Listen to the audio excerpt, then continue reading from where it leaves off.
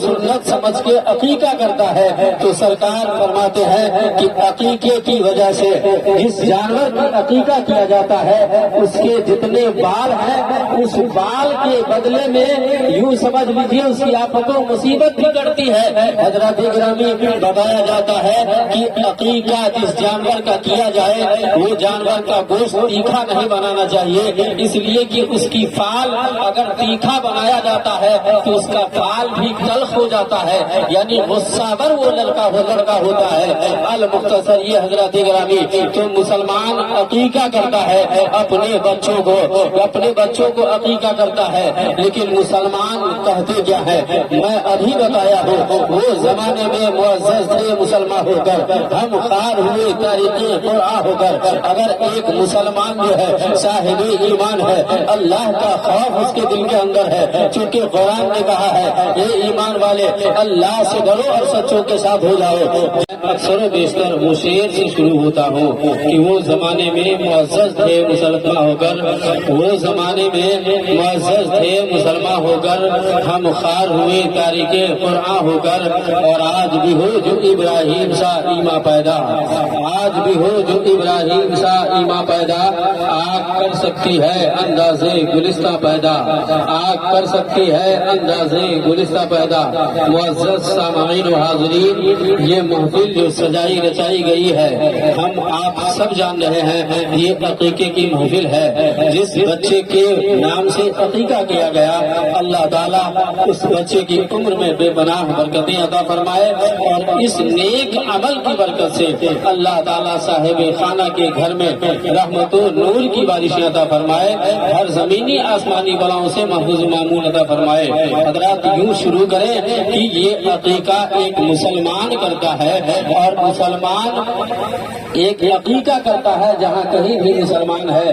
امت محمدیہ میں سرکار کا جو کلمہ پڑھنے والا ہے، جو مسلمان ہے، سرکار کی سنت کو جو سمجھتا ہے وہ سنت سمجھ کے عقیقہ کرتا ہے، اور کما حق ہو جو سنت سمجھ کے عقیقہ کرتا ہے تو سرکار فرماتے ہیں کہ عقیقے کی وجہ سے جس جانور کا عقیقہ کیا جاتا ہے اس کے جتنے بال ہیں اس بال کے بدلے میں یوں سمجھ لیجیے اس کی آفت و مصیبت بھی کٹتی ہے۔ حضرات گرامی بتایا جاتا ہے کہ عقیقہ جس جانور کا کیا جائے وہ جانور کا گوشت تیکھا نہیں بنانا چاہیے، اس لیے کہ اس کی فال اگر تیکھا بنایا جاتا ہے تو اس کا فال بھی تلخ ہو جاتا ہے، یعنی غصہ ور وہ لڑکا ہوتا ہے۔ المختصر یہ حضرات گرامی تو مسلمان عقیقہ کرتا ہے اپنے بچوں کو عقیقہ کرتا ہے، لیکن مسلمان کہتے کیا ہے؟ میں ابھی بتایا ہوں وہ زمانے میں معزز تھے مسلمان ہو کر، ہم خار ہوئے تاریخ قرآن ہو کر۔ اگر ایک مسلمان جو ہے صاحب ایمان ہے، اللہ کا خوف اس کے دل کے اندر ہے، چونکہ قرآن نے کہا ہے یہ ایمان والے اللہ سے ڈرو اور سچوں کے ساتھ ہو جاؤ۔ جو ایمان والا ہے، جو مسلم ایمان والا ہے، یقینی طور پر اللہ سے ڈرنے کا حکم ہوا ہے اور سچوں کے ساتھ جو ہے صحبت کرنے کا حکم آیا ہے۔ آپ نے علماء سے سنا ہوگا جو سچوں کے ساتھ ہوا وہی سچا ہوتا ہے، اور جو سچا ہو کے جاتا ہے اس انسان کی انسانیت رہ جاتی ہے اور اس انسانیت کا چرچا ہونے لگتا ہے۔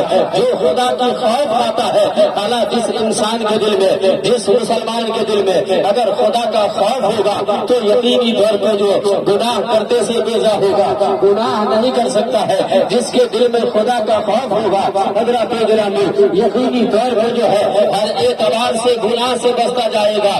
جس انسان کے دل میں جو انسان خدا کے خوف آتا ہوگا وہ نماز پر جگانا کا خیال کرے گا، جس کے دل میں خدا کی خوف ہوگی یقینی طور پہ وہ بھائی چارگی کا خیال کرے گا، جس کے دل میں خدا کا خوف ہوگا صاحب نصاب ہونے کے بعد حج کرے گا، جس کے دل میں خدا کا خوف ہوگا یقینی طور پر جو ہے وہ انسان ہر ایک اعتبار سے اچھے رہے گا۔ ایک دوسرے کا بدگمانی نہیں کر سکتا ہے، اس لیے کہ قرآن کا حکم ہے اللہ سے ڈرو اور سچوں کے ساتھ ہو جاؤ، سچوں کا ذکر بہت لمبی ہو جائے گی۔ حضرات گرامی، چونکہ مجھے میری گفتگو اصلاحاً ہوتی ہے، ہم اور آپ کی ہمیشہ کہا کرتے ہیں آپ کی نظر میں ہم بچے ہیں، آپ کی گود میں پروردہ ہے، میرے اندر اگر خطا ہو رہی ہے آپ کو اختیار ہے میری غلطی کی اصلاح کر لیں، اور مجھے اس بات پر ضروری ہے آپ ہمارے سماج ہے، ہم سے بڑے ہیں، ہم سے چھوٹے ہیں، ضروری یہ ہے ہم اپنے سماج میں اگر کہیں خرابیاں دیکھتے ہیں، بد نظمیاں دیکھتے ہیں تو اس لیے اصلاح کرنے کا مجھے اختیار ہے، ورنہ کل قیامت کے دن مجھ سے پوچھا جائے گا اے امام الدین نظامی تو نے صوفی باصفا سے بات ہوا تھا، تیرا مرید صوفی، تیرا جو ہے پیر صوفی باصفا صوفی نظام الدین تھا، کیا انہوں نے یہی درس دیا؟ میں وہاں کیا جواب دوں گا؟ اس لیے جو میرا کام ہے میں کر دیتا ہوں۔ حضرات جب کوئی مسلمان ہوتا ہے اس بات کا اسے خوف ہوگا ہم ایک دوسرے کی مال کو نہ ہڑپیں، ہم ایک دوسرے کی دقت اور تکلیف نہ دیں، ایک دوسرے کو اذیت نہ دیں، تو اسے مجھ سے اکابروں نے، ہم سے پہلے کے لوگوں نے، انبیاء کرام نے، اولیاء اعظام نے، صحابہ کرام نے، جملہ نیک لوگوں نے ہمیں اور آپ کو یہ سبق دیا ہے کہ اچھے رہو اور اچھے کی گمانی کیا کرو۔ حضرات گرامی، اسی لیے جو ہے حضرت علی کا بھی قول ہے، حضرت علی فرماتے ہیں خود اچھے رہو اور اچھے وکیل جو ہے دوسروں کو سوچو، تمہاری نظر میں اگر کوئی برا ہے تم سمجھانے کی کوشش کرو۔ یہاں تک حضرت علی فرماتے ہیں جو اپنے لیے رب سے مانگتے ہو اپنے بھائی کے لیے رب سے مانگو، جو اپنے لیے اچھے کی دعا کرتے ہو اپنے بھائی کے لیے اچھے کی دعا کرو، اس لیے دوسروں کے رزق حلال کے لیے تم دعا مانگو گے اللہ کے رسول نے داماد حضرت علی فرماتے ہیں تم دوسروں کے لیے دعا مانگو گے اللہ تیری درجات کو بلند کروا دے گا۔ اللہ اکبر یا رسول اللہ زندہ باد اللہ اکبر۔ حضرات گرامی، یہ میری سوچ و فکر جب بدلے گی تو ہمارے معاشرے میں انقلاب آئے گا، تب جا کر ہمارے معاشرے میں انقلاب آئے گا۔ ہمارے معاشرے کی جو بد نظمیاں ہیں، ہمارے معاشرے کی جو خرابیاں ہیں، اس چیز کی ہمیں فکر نہیں ہے۔ حضرات گرامی، ہم اور آپ کو سوچنا چاہیے، میں بارہا کہا کرتا ہوں آپ خود بھی پڑھنے کی کوشش کریں اور بچے اور بچیوں کو بھی پڑھانے کی کوشش کریں، اس لیے بغیر علم کا کچھ نہیں ہوتا ہے، بغیر علم کا کچھ نہیں ہوتا ہے، تبھی تو ہم سمجھ پائیں گے کہ یہ میرا مال ہے یا دوسرے کا مال ہے۔ ہمارے سماج میں دیکھا جاتا ہے کہیں راستے پر کسی کا سامان ہے یا غلہ اناج پڑا ہوا ہے، ایک دوسرا لوگ نہ سوچتا ہے نہ سمجھتا ہے، اس مال کو لے لیتا ہے، چاہے وہ مال کسی کا ہو۔ سمجھانے کے طور پر بتاتا ہوں اب کھیتوں میں بالیاں لگی ہے، اب اس بات کی فکر نہیں ہے، جس کے پاس بکریاں ہے، جس کے پاس جانور ہے، وہ سوچتا ہے چلو کسی کی سبزیاں ہو، کسی کا گھاس ہو، کسی کا کوئی چیزیں ہو، لاؤ اور اپنے مال کو کھلاؤ۔ جبکہ حضرت گرامی اللہ نے مجھے عقل دی ہے، یہ سوچ دی ہے تم خود حرام کھانے سے بچو اور اپنے بھائیوں کو بھی حرام کھلانے سے بچو۔ اب بتاؤ میں اگر حرام میرے لیے اگر حرام ہے، میں اگر سوچ لوں یہ بچوں کو کھلا دوں، مثلاً اشارے میں بتاتا ہوں قرآن نے کہا وما أحل لغير الله، اللہ کے نام جس چیز پر نہ لیا گیا ہو اگر تمہارے لیے حرام ہے تو سماج میں دیکھا جاتا ہے ہم خود نہیں کھائیں گے بچوں کو کھلا دیں گے۔ حضرات جب میرے لیے حرام ہے تو میرے بچوں کے لیے بھی حرام ہے، ہمیں بتانا پڑے گا یہ میرے لیے حرام ہے تو بچوں کے لیے بھی حرام ہے۔ یہ سبق ہمارے اکابروں نے دے دیا ہے، اس سے پہلے کے لوگوں نے ہمیں دے دیا ہے، انبیاء کرام 16 کی جماعتوں نے دے دی ہے۔ یہ فکر میرے اندر نہیں ہے، چاہے مال کسی کا بھی ہو، کھیت کسی کا بھی ہو، کھلیان کسی کا بھی ہو، میری سوچ میں یہ چیزیں نہیں ہے۔ ہم اس حال کو اس مال کو غصب کر لیتے ہیں، حال یہ ہوتا ہے ہم سوچتے ہیں سنو تم جب مسلمان ہو اور امت محمدیہ ہونے کا خیال ہے کہ اس چیز کی فکر ضروری ہے، اس لیے دنیا داری کی نوکری کرنے سے ہماری زندگی اور اخروی زندگی اچھی نہیں ہوگی۔ مصطفیٰ کے غلام بن کے زندگی گزارو، یہاں بھی کامیاب رہو گے اور میدان قیامت میں بھی۔ حضرات گرامی یہ میرا حال ہے، ہم مسلمان ہیں، ہمیں کرنا کیا چاہیے؟ وہ زمانے میں معزز تھے مسلمان ہو کر، ہم ہار ہوئے تاریخ خدا ہو کر۔ ایک آخری واقعہ اپنے سامنے پیش کر رہا ہوں، سماعت کر لے۔ حضرت موسیٰ جنگی دوست ہے، میں مختصر میں بتاتا ہوں، شرح بھی آ گئی ہے، مختصر میں بتاتا ہوں۔ حضرت موسیٰ جنگی دوست ہے، آپ ذرا 2 منٹ توجہ کر لے، میں 2 منٹ کے اندر اسے سمیٹ ڈالوں گا۔ حضرت موسیٰ جنگی دوست ہے، یہ کون ہے آپ جانتے ہو؟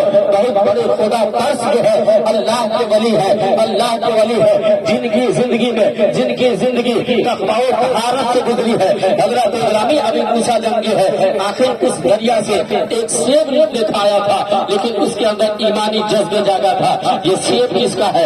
کہاں سے آیا بڑھ کر؟ کس بات کا ہے؟ آخر میں کھا لیا ہوں، اس بات کی اسے فکر تھی کہیں ایسا نہ ہو سیب کھایا ہو ہضم ہو جائے، اور ہضم ہونے کے بعد جو ہے وہ خون بن کر میرے جسم میں دوڑنے لگے، اس لیے دوسرے کا مال ہے، اگر وہ کھانے کے بعد خون بن گیا تو میرے لیے حرام ہو جائے گا۔ اب اس بات کی فکر انہیں جاگی ہے، یہ سیب کس کا ہے؟ اس باغ والے کا پتہ کیا جائے۔ المختصر یہ باغبان کو پتہ کیا گیا، باغ والے کو پتہ کیا گیا، تو باغ والے کو پتہ کرنے کے بعد جب پوچھا جاتا ہے یہ آپ ہی کا باغ ہے؟ کہا ہاں یہ میرا باغ ہے۔ کہا اسی باغ سے ایک سیب میں نے کھا لیا ہے، آپ مجھے معاف کر دو گے؟ حضرت گرامی نگاہ ولی میں وہ تاثیر دیکھی، بدلتی ہزاروں کی تقدیر دیکھی، ایک ولی دوسرے ولی کو دیکھ رہے تھے۔ باغ کس کا تھا؟ حضرت عبداللہ سومئی کا باغ ہے، وہ بھی اپنے وقت میں بہت بڑے پائے کے بزرگ ہیں۔ حضرت گرامی انہوں نے کہا اس اٹھتی ہوئی جوانی میں جس کی سوچ اتنی اچھی ہے، جس کی تقویٰ اتنی طہارت ہے، تو یہ نوجوان کوئی اللہ کا ولی ہوگا۔ حضرت گرامی اس نے کہا ہاں میرے باغ کا سیب تو نے کھایا ہے، معاف اسی وقت کروں گا جب تمہیں 12 برس میری نوکری کرنی پڑے گی۔ اللہ اکبر، آج میرا بھی جوان ہوتا اگر کہتا تو کہتا چھوڑو، آج تو بڑے چھوٹے کا تمیز نہیں ہے اور اتنی بڑے کام کرنے کو کون تیار ہوگا؟ حضرت گرامی کہا 12 سال انہوں نے نوکری کر لی، کہا صرف نوکری نہیں کرنی ہے بلکہ تمہیں ہماری بیٹی سے شادی بھی کرنی ہوگی۔ ایک سیب کھایا ہے جس کی سزا 12 سال، کسی روایت میں آیا ہے 7 سال، اسے باغ کی سینچائی کرتے رہے۔ حضرات کسی روایت میں آیا ہے 7 سال اور کسی میں 12 سال آیا ہے۔ 12 سال کے بعد حضرت عبداللہ سومئی نے کہا نہیں اتنی ہی نہیں ہے بلکہ میری بیٹی ہے جسے شادی بھی تجھے کرنی ہوگی، تب جا کر ایک سیب جو کھایا ہے معاف کروں گا۔ اور یہ نوجوان تیار ہو گیا، کہا ٹھیک ہے آپ کی بیٹی سے شادی کرنے کو بھی ہم تیار ہے۔ کہا سن تو لو میری بیٹی کیسی ہے؟ کہا کیسی بیٹی ہے؟ کہا آنکھ کی اندھی ہے، ہاتھ کی لولی ہے، زبان کی گونگی ہے، کان کی بہری ہے، پیر کی لنگڑی ہے، ایسی بیٹی سے تجھے شادی کرنی ہے، تب جا کر ایک سیب جو کھایا ہے معاف کروں گا۔ کہا ٹھیک ہے مجھے منظور ہے۔ وہ نوجوان کیسا تھا جو ہر شرط کو مان رہا ہے تاکہ میرے خون جو حرام نہ ہو پائے، اور ایمانی جذبے اس کے اندر بیدار ہے۔ حضرات اسے ہمیں درس سبق حاصل کرنی چاہیے، اور یہ چیزیں کا خیال کرنے کے بعد اسے شادی بھی ہو جاتی ہے، لیکن اچانک جب اس کی شادی ہوتی ہے تو دیکھتے کیا ہے آنکھ تندرست ہے، پیر تندرست ہے، اور اس کی کان کی سماعت بھی محفوظ ہے، زبان کی گویائی بھی محفوظ ہے۔ فوری طور پر آتے ہیں اور آنے کے بعد کہا اے عبداللہ سومئی تو نے کہا تھا کہ آنکھ کی اندھی ہے، منہ کے گونگی ہے، کان کی بہری ہے، ہاتھ کی لنگڑی ہے، اور جو ہے اس کے بعد جو ہے پیر کی لنگڑی ہے، آخر وجہ کیا ہے؟ میں تو دیکھتا ہوں آپ کی صاحبزادی ایک دم خوبصورت ہے، اپنے وقت کے حسینہ ہے۔ حضرت گرامی تو اس نے کہا سنو ہاں آج کی تو اندھی ہے، اس لیے اندھی ہے کہ آج تک اس نے کسی غیر محرم کو نہیں دیکھا ہے، ہاتھ سے مقلوز ہے اس لیے وہ اپاہج ہاتھ سے ہے، اس ناطے سے کہ آج تک اس نے اپنے ہاتھ سے کوئی خطا نہیں کی ہے، کوئی غلطی نہیں کی ہے۔ پیر سے وہ لنگڑی اس لیے ہے کہ آج تک اپنی پیر سے کوئی غلط کام نہیں کی ہے۔ کان سے گونگی اس لیے ہے کہ آج تک غلط بات انہوں نے کبھی نہیں سنی ہے۔ یہ ساری چیزیں ہیں جس کی وجہ سے میں نے آج بتایا، نہ کہ حقیقی طور سے بتایا تھا۔ حضرت گرامی تو حضرت ابو موسیٰ جنگی دوست ہے، اتنے بڑے دو طہارت والے جنہوں نے 12 سال یا 7 سال نوکری کرنے کے بعد ایسی بچی ایسی بیٹ صاحبزادی سے شادی بھی کرتے ہیں، جب جس کا باپ تقویٰ و طہارت پر فائز ہو، اپنے وقت کا ولی ہو، اور جس کی جو ہے بیوی ام خیر فاطمہ ہو جو راتوں رات عبادت کرے، تب جا کر اس کے پیٹ سے غوث اعظم پیدا ہوتا ہے۔ پاک پڑھیں اللہم صلی علی سیدنا شفیعنا کریمنا مولانا ملجنا محمد صلی صلاۃ و سلام علیکہ یا سیدی یا حبیبی یا رسول اللہ صلی اللہ تعالی علیہ وآلہ وسلم. یہی چند جملوں کے ساتھ میں اپنی گفتگو کو ختم کرتا ہوں. رب کی بارگاہ میں دعا ہے پروردگار عالم ہم تمام سامعین کو تمام مسلمانوں کو اخلاق و اتحاد محبت سے رہنے کی توفیق و رفیق عطا فرمائے. آمین ثم آمین. وما علینا الا البلاغ. السلام علیکم ورحمۃ اللہ وبرکاتہ. اٹھ کھڑے ہو مومنو تعظیم محمد کے لیے. عرش و کرسی سب جھکے تسلیم محمد کے لیے.